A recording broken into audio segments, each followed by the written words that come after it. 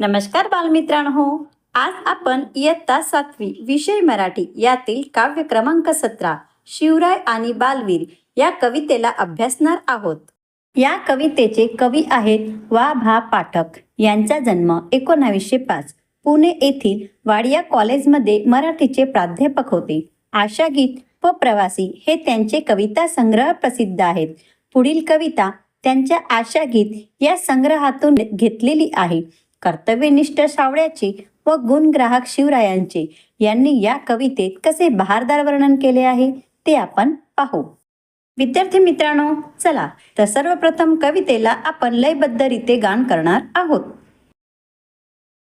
खबरदार जर टाच मारुनी जाल पुढे चिंधड्या के उडवीन राई राई एवढ्या. कुण्या गावची पाटील आपण कुठे चालला असे की शिवही ओलांडून तीरसे. लगाम खेचा हा गोडीचा राव टांग टांगुनी असे या तुम्ही खड्या अंगणी.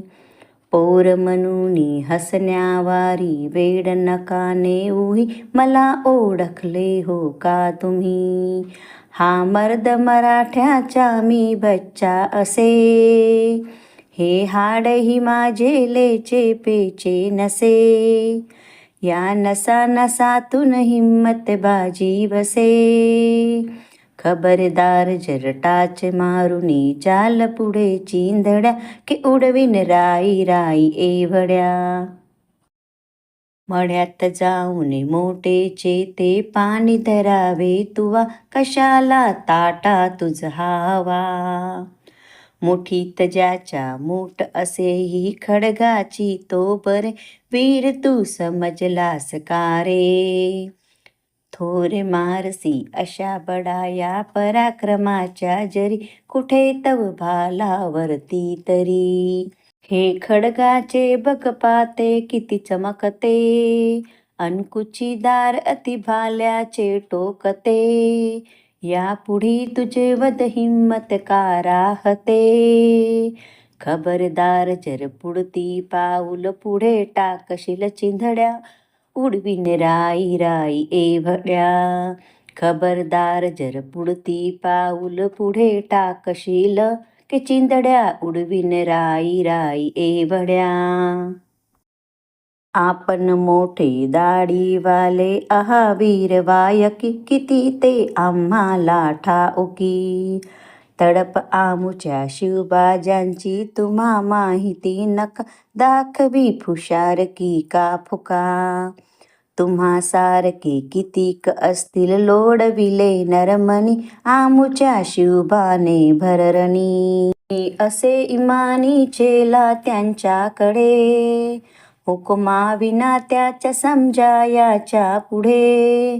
देईन जाऊ मी शूरवीर फाकडे. पुन्हा सांगतो खबरदार जर जाल पुढे चिंधड्या की उडवीन राई राई एवढ्या. पुन्हा सांगतो खबरदार जर जाल पुढे चिंधड्या की उडवीन राई राई एवढ्या. लाल भडकते वदन जहाले बाळाचे मग कसे स्वार परिमनी हळू का हसे. त्या बाळाच्या नैनी चमके पाणी त्वेषामुळे स्वार परी सौम्य दृष्टीने खुले. चंद्र दिसे जणू एक दुसरा तपतो रवी कातर एका शिवबाचे हे स्वर. आहेस इमानी माझ्या चेला खरा चल इनाम घे हा माझ्या शेला तुला. पण बोल सावड्या बोल पुन्हा एकदा. खबरदार जर टाच मारुनी जाल पुढे चिंधड्या की उडवीन राई राई एवढ्या. खबरदार जर टाच मारुनी जाल पुढे चिंधड्या की उडवीन राई राई एवढ्या. अशा पद्धतीने विद्यार्थी मित्रांनो आपण कवितेचे लयबद्धरीते गान केले. विद्यार्थी मित्रांनो, तुम्ही सुद्धा या कवितेला वारंवार गा आणि या कवितेला पाठांतर करा. चला तर विद्यार्थी मित्रांनो, कवितेचा भावार्थ अभ्यासू. विद्यार्थी मित्रांनो, शिवाजी राजे यांची राजधानी म्हणजे रायगड. तर रायगडावर शिवरायांनी एक निर्बंध घेतला होता. तो म्हणजे काय, तर सूर्यास्त होण्यावेळी एक गडावर तोफ वाजेल आणि त्या तोफ वाजण्याच्या आवाजाने गडातील सारे दरवाजे हे बंद होतील. त्यानंतर कोणीही व्यक्ती गडावरून खाली जाऊ शकणार नाही किंवा आत प्रवेश करू शकणार नाही. हा निर्बंध त्यांचा कडक रीतीने पालन होईल. एकदा शिवराय वेषांतर करून स्वराज्याची पाहणी करिता ते किल्ल्याच्या मुख्य द्वारवर पोचतात आणि त्याच वेळेसचा हा छोटासा प्रसंग. चला तर त्या प्रसंगाला आपण अभ्यासू. तो कसा, तर काव्य रूपाने. विद्यार्थी मित्रांनो, या कवितेत दोन पात्र देण्यात आलेले आहे. एक आहे सावळ्या आणि दुसरा आहे स्वार. सावळ्या कोण असेल बरं, तर सावळ्या हा किल्ल्याचा पहरेदार आहे, म्हणजेच तो शिपाई आहे. आणि स्वार हा कोण असेल, तर घोड्यावर बसून येणारा जो व्यक्ती असेल त्याला स्वार असे म्हणतात. चला तर या दोघांमध्ये काय संभाषण झाले ते काव्य रूपाने आपण त्याचा भावार्थ समजू. खबरदार जर टाच मारुनी जाल पुढे, चिंधड्या उडवीन राई राई एवढ्या. कुण्या गावचे पाटील आपण कुठे चालला असे, शिव ही ओलांडून तीरसे. लगामखेचा ह्या घोडीचा राव टांग टांगुनी, असे ह्या तुम्ही खड्या अंगणी. पोर म्हणून हसण्यावारी वेळ नका नेऊही, मला का ओळखले हो तुम्ही, मला का ओळखले हो तुम्ही. विद्यार्थी मित्रांनो, यात टाच मारुनी म्हणजे काय, घोड्यावर बसलेला जो व्यक्ती असेल तो टाचेचा अलगद धक्का घोड्याला देतो आणि घोड्याला पुढे नेण्याचा इशारा करतो, त्याला म्हणतात टाच मारुनी. चिंधड्या म्हणजे काय, तर बारीक बारीक तुकडे. भावार्थ, हे स्वार खबरदार, जर घोड्याला टाच मारुनी पुढे जाणार तर तुमच्या राई राई एवढ्या चिंधड्या करून टाकेल. आपण कुण्या गावचे पाटील आहेत आणि कुठे चालले आहेत, ही शिव का ओलांडत आहेस. लगाम खेचा या घोडीचा, ज्या अंगणी तुम्ही उभे आहेत तेथूनच टाच मारुनी पुन्हा माघारी जा. मी पोरग आहे असं समजून माझ्यावर हसू नका आणि आपला वेळ वायाही घालू नका. तुम्ही मला अजून ओळखले नाही की मी कोण आहे. हा मर्द मराठ्याचा मी बच्चा असे, हे हाड ही माझे लेचे पेचे नसे. या नसा नसातून हिम्मत बाजी वसे, खबरदार जर टाच मारुनी जाल पुढे, चिंधड्या उडवीन राई राई एवढ्या. भावार्थ, मी मर्द मराठ्याचा बच्चा आहे, माझं हाड हे लेचे पेचे नाही, माझ्या नसा नसात हिम्मत भरली आहे. खबरदार जर टाच मारुनी पुढे जाल तर चिंधड्या उडवीन मी राई राई एवढ्या. मळ्यात जाऊन मोठच ते पाणी धरावे तुवा, कशाला ताठा तुझ हा हवा. मुठीत ज्याचा मूठ असेही खडगाची तो बरे, वीर समजलास काय रे, वीर समजलास काय रे. थोर मारसी अशा बडाया पराक्रमाच्या जरी, कुठे तव भालावरती तरी, कुठे तव भालावरती तरी. भावार्थ, अरे मुला, मळ्यात जाऊन मोठेचे पाणी वाहा, कशाला इथे ताठ होत आहेस. तुझ्या हातात तलवारीची मूठ आहे तर तू काय स्वतःला वीर समजत आहेस. किती पराक्रमाच्या बढाया मारशील तरी भाला कसा पकडतात हे तरी तुला माहीत आहे का.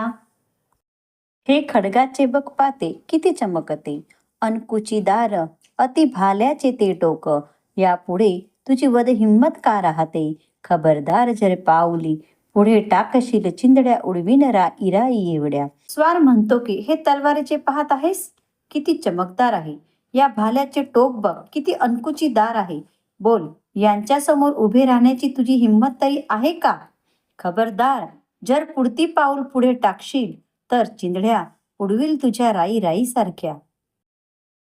आपण मोठे दाढीवाले आहा वीर वायकी, किती ते आम्हाला ठाऊकी. तळप आमुच्या शिवबाजींची तुम्हा माहीत नका, दाखवी फुशारकी का न फुका.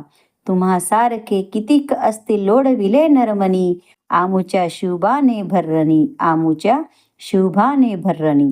भावार्थ, सावळ्या म्हणतो की आपण मोठे दाढीवाले आहात, वीर आहात हे मला ठाऊक नाही, पण आमच्या शिवबांची तळप तुम्हाला माहीत नाही का. तुमची हुशारकी मला दाखवू नका. तुमच्यासारखे कितीतरी नरमणी शिवबांनी भर रणात लोडविले आहेत. मी असे इमानी चेला त्यांच्याकडे हुकुमाविन, त्याच्या समजा याचे पुढे. देईन जाऊ मी शूर वीर फाकडे, पुन्हा सांगतो खबरदार जर जाल पुढे, चिंधड्या उडवीन राई राई एवढ्या. भावार्थ, मी शिवरायांचा प्रामाणिक शिष्य आहे. त्यांच्या हुकुमाचे मी पालन करीत आहे. कितीही शूर आणि कितीही वीर असेल तरीही मी जाऊ देणार नाही. पुन्हा सांगतो, मी पुन्हा तुम्हाला सांगतो, खबरदार जर पुढे जाल तर चिंधड्या उडवीन राई राई एवढ्या. लाल भडकते वदन झाले बाळाचे मग कसे, स्वार परी मनी हळू का हसे, त्या बाळाच्या नैनी चमके पाणी त्वेषामुळे, स्वार परी सौम्य दृष्टीने खुले, चंद्र दिसे जणू एक दुसरा तपतो रवी कातर, एका शिवबाचे हे स्वर, एका शिवबाचे ए स्वर. भावार्थ, त्यानंतर बाळाचे मुख अगदी लाल भडक झाले. बाळ अति संतापला होता आणि हेच पाहून स्वार मनातल्या मनात हसत होता. त्या बाळाच्या डोळ्यात त्वेषाने चमकणारे पाणी दिसत होते. स्वार अगदी सौम्य दृष्टीने त्याच्याकडे पाहत होता. जसा चंद्र दिसत होता आणि दुसरीकडे रवी तापतो, त्याचप्रमाणे शिवबा हे चंद्रासारखे दिसत होते आणि बाळ हा एखाद्या सूर्याप्रमाणे तापत होता. एका शिवबाचे हे स्वर, आहेस इमानी माझा चेला खरा, चल इनाम घे हा माझा शेला तुला, पण बोले सावळ्या बोल पुन्हा एकदा, खबरदार जर टाच मारुनी जाल पुढे, चिंधड्या उडवीन राई राई एवढ्या. भावार्थ, आता शिवबा काय म्हणाले ते आपण ऐकू. माझा शिष्य हा प्रामाणिक आहे. तुझी प्रामाणिकता पाहून मी तुला बक्षीस देतो. हा घे माझा शेला तुला बक्षीस म्हणून, पण एकदा मला परत बोलून दाखव. खबरदार जर टाच मारुनी जाल पुढे, चिंधड्या उडवीन राई राई एवढ्या, चिंधड्या उडवीन राई राई एवढ्या.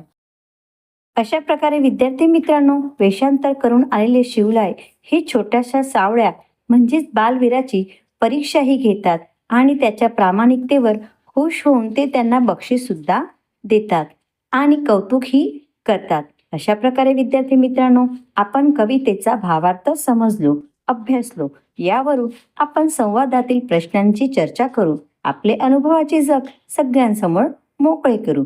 चला तर प्रश्नांची उत्तरे आपण समजू.